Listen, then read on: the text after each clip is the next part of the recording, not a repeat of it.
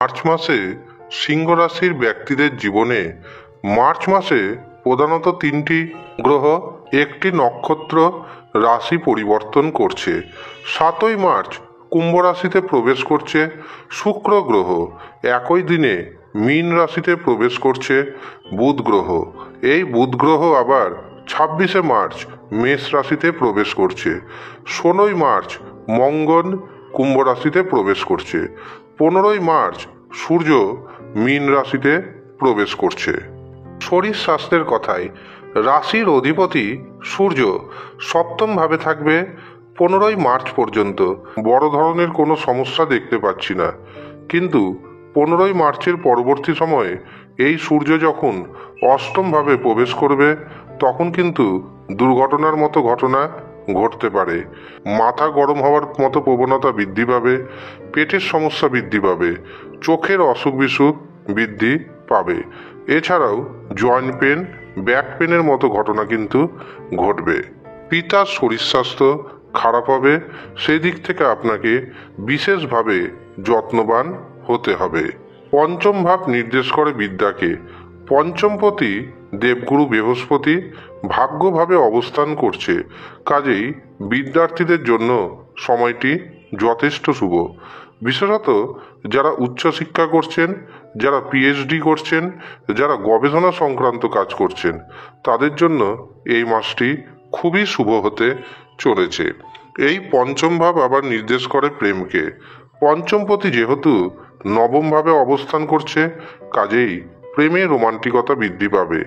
দাম্পত্য জীবনেও রোমান্টিকতা বৃদ্ধি পাবে। ছোট ছোট কথাকে ইগনোর করতে হবে। আপনি যদি ছোট ছোট কথাকে ইগনোর করতে পারেন, বড় ইস্যু যদি ক্রিয়েট না করেন, আপনার দাম্পত্য জীবন যথেষ্ট সুখের হতে চলেছে।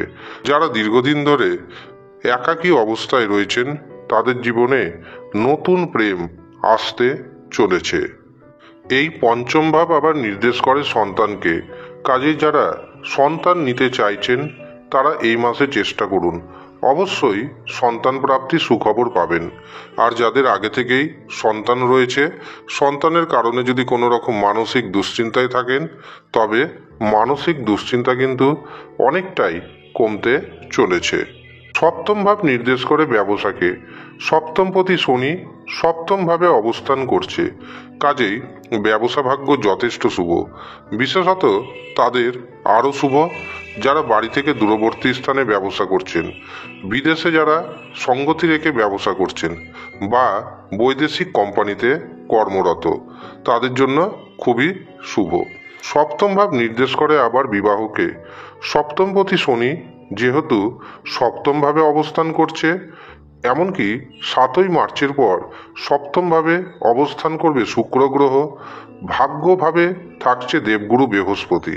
সব দিক থেকেই কিন্তু এই মাস বিবাহের উপযুক্ত মাস। বিবাহের জন্য পাত্রপাত্রী দেখাশোনা করুন, পছন্দসই পাত্রপাত্রীর সন্ধান পেয়ে যাবেন। এমনকি বিবাহের দিনক্ষণ ঠিক হয়ে যাবে। যারা প্রেমজ বিবাহ করতে চাইছেন তাদের জন্য মাসটি শুভ। এছাড়া যারা দ্বিতীয় বিবাহের পরিকল্পনা করছেন, প্রথম বিবাহ ভেঙে গেছে, তাদের জন্য মাসটি যথেষ্ট শুভ হিসাবে দেখতে পাচ্ছি। দীর্ঘদিন ধরে চাকরি পরীক্ষার জন্য প্রস্তুতি নিচ্ছেন, এখনো পর্যন্ত চাকরি পাননি, তাদের জন্য এই মাসটি যাবে মধ্যম প্রকৃতির। প্রচুর পরিশ্রম করুন, তবেই কর্মপ্রাপ্তি হতে পারে। 16ই মার্চ পর্যন্ত দেখবেন শারীরিক অসুস্থতা থাকছে। এছাড়াও আপনি এই মাসের মধ্যম ভাগ পর্যন্ত কাউকে বড় অর্থ ধার দিবেন না, কারো কাছ থেকে ধার নেবেন না। যদি ধার দিয়ে দেন তবে সেই অর্থ ফেরত পাবেন না, আর যদি ধার নেন তবে কিন্তু সেই অর্থ পরিশোধ করতে অনেকটাই দেরি হয়ে যাবে।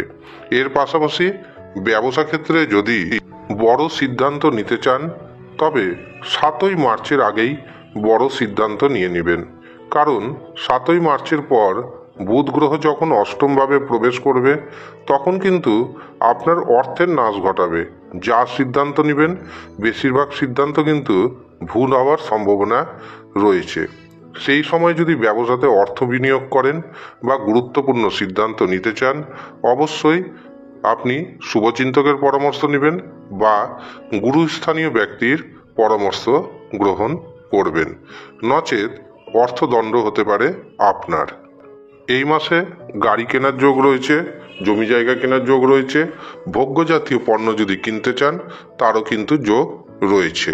আপনার জন্য সুবর্ণ সুযোগ আসবে বেশ কিছু দিক থেকে এই মাসে। এই মাসে আপনি প্রতিদিন গণেশজির উপাসনা করুন।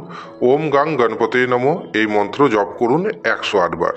এছাড়াও প্রত্যেক শনিবার দিন এবং প্রত্যেক মঙ্গলবার দিন হনুমান চালিসা পাঠ করুন, উপকার পাবেন।